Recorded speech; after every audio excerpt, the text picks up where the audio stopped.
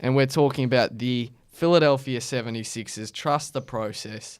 They are going to the playoffs. With a clean bill of health, too. They clinched their playoff spot this week, and they will feature in postseason action for the first time since 2012, when Iggy was running around in his 76ers. Evan Turner was on the 76ers. Is that the year before the tank show rolled in? Yeah, that was the year before the process began and Sam Hinkie's era began. But, I mean, they've won 7 straight now. 5 of those wins were against the Knicks, the Nets, the Hornets, the Grizzlies, and the Magic.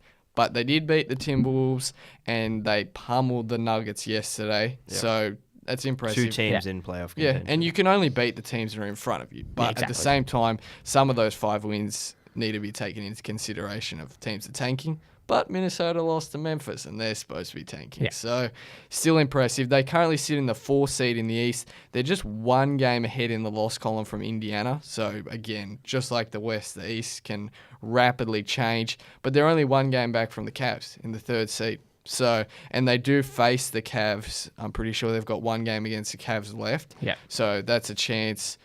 I think the Cavs will probably hold on to that 3rd seed, but they're a genuine chance of holding on to that 4th seed.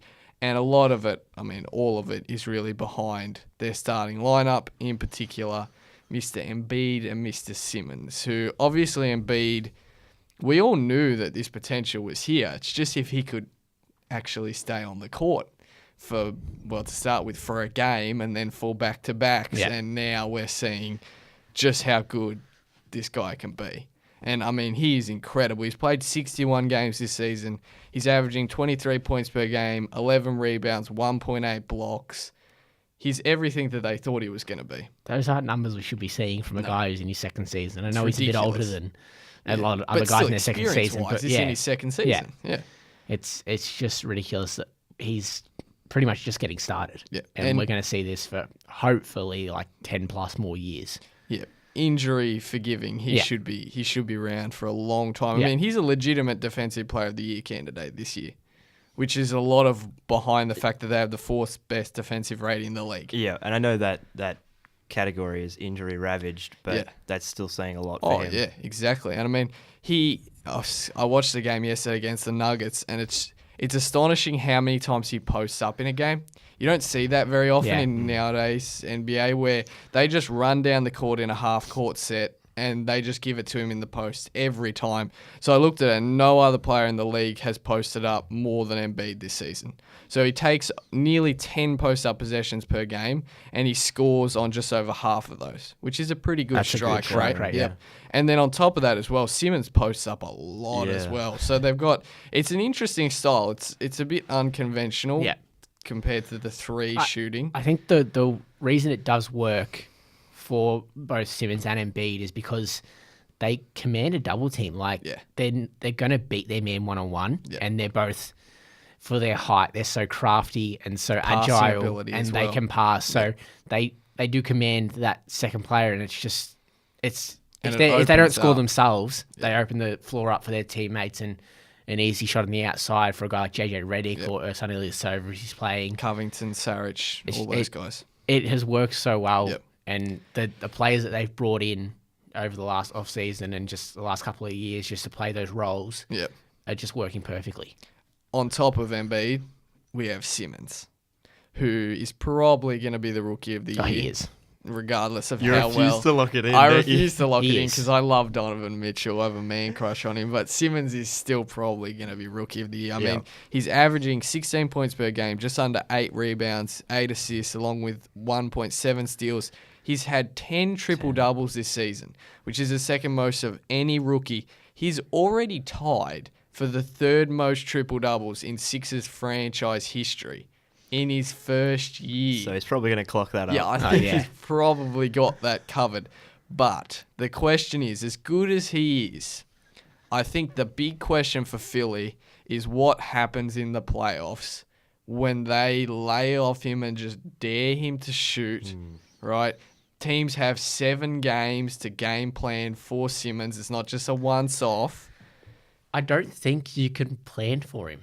You don't reckon? I don't think... Well, you can't plan for him. I don't think you can dare him to shoot, and you're going to make him shoot. He's never going to shoot. He's not going to, and he's going to get to the ring. So I don't think there is really a way to stop him. Yeah. I mean, he's taken 11 3-pointers for the season, and the average distance of those 3-pointers is over 60 foot.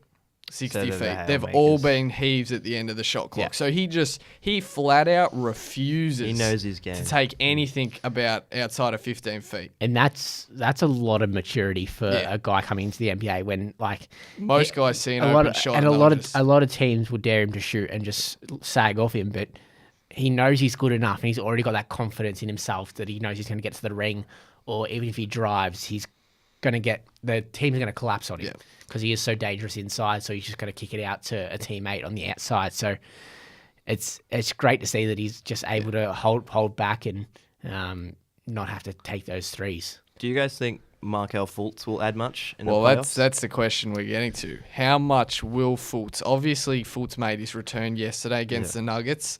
Brett Brown dropped an absolute bombshell when there was no wind of it happening at all. And then in his press conference, he was being asked about, are you going to shut down Fultz indefinitely for the rest of the season? And he just turned around and went, no. Oh, yeah, he's playing tonight, which was just perfect. Yeah.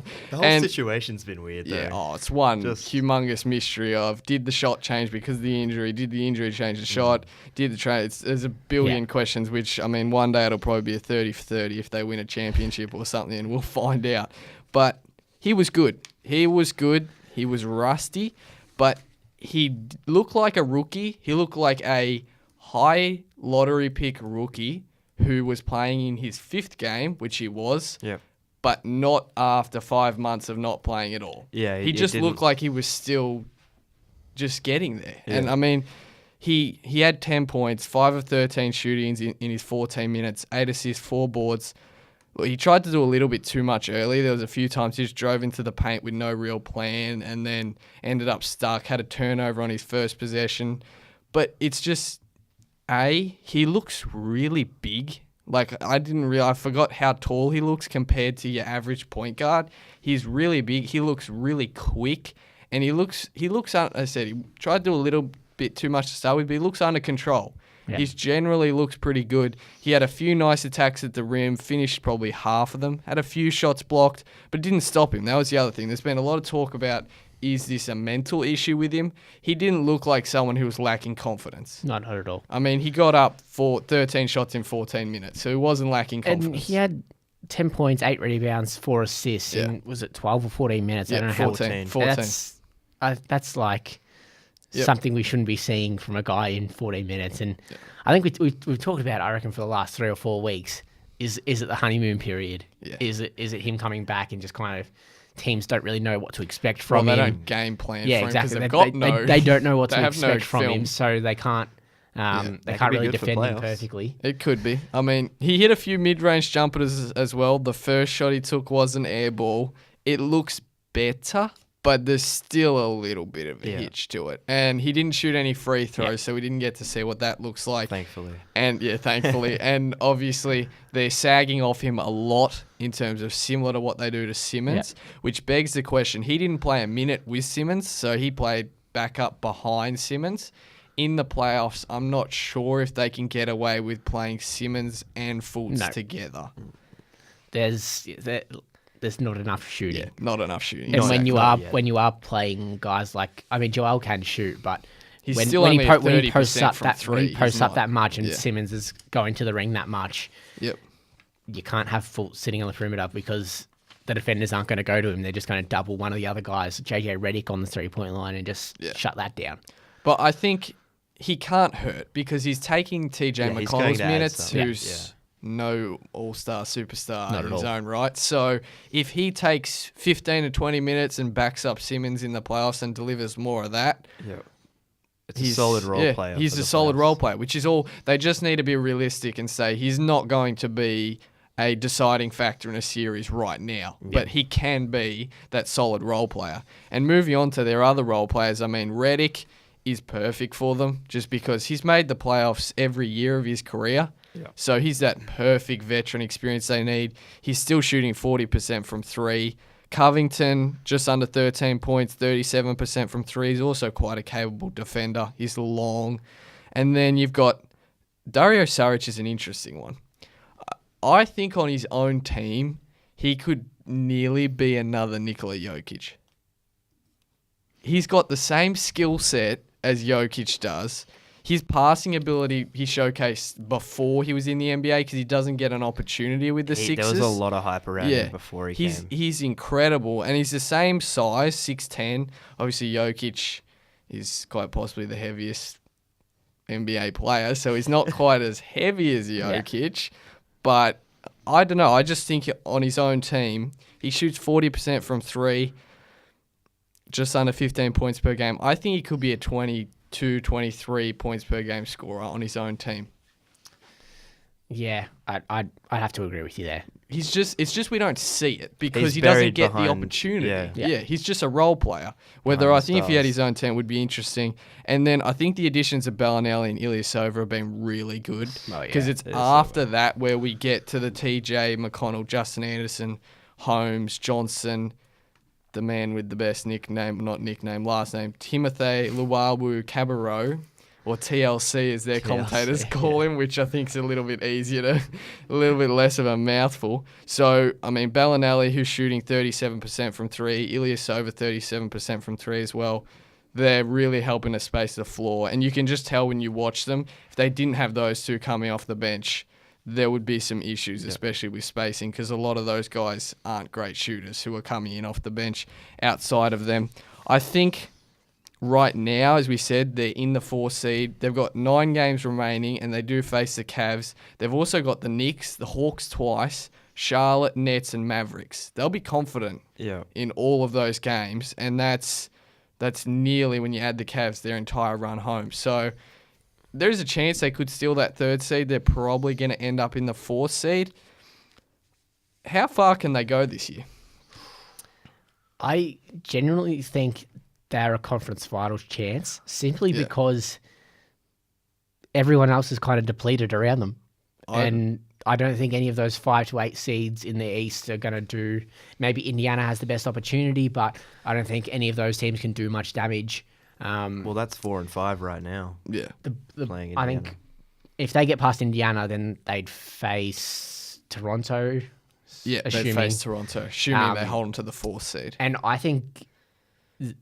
Who on Toronto can defend Embiid? That's the question. Valanciunas would be the one. Yeah, well, that's who's going to. Yeah. But can he? That's the question. I don't He's know. shown improved ability, but I think at this point, if Philly can steal that 3rd seed off the Cavs, I think they're through the conference finals. Yeah, because I think they come up if they come up against Boston. I think they beat Boston, especially if they don't have Kyrie for the whole series. Definitely, and I think the only problem will be if they run into Toronto. I think that's the one team with Lowry and DeRozan, with how well they've been playing, and LeBron having to go home imagine court. LeBron and Simmons match. That's the one I want to see. Yeah.